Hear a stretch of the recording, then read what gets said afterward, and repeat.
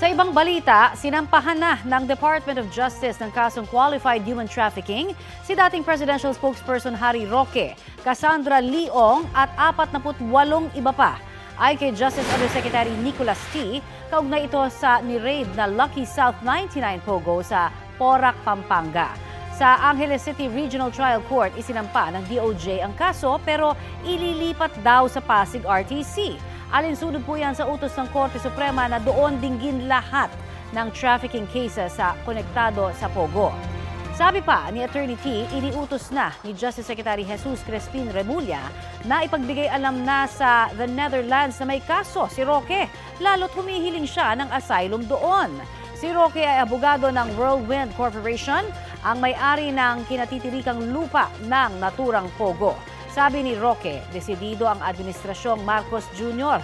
na sampahan siya ng anyay mga gawa-gawang kaso.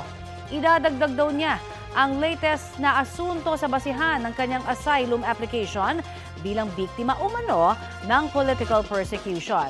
Para naman sa abogado ni Ong na si Attorney Ferdinand Topacio, gawa-gawa lamang ang kaso laban sa kanyang kliyente na batayan niya sa mga ebidensyang iligal umanong nakuha.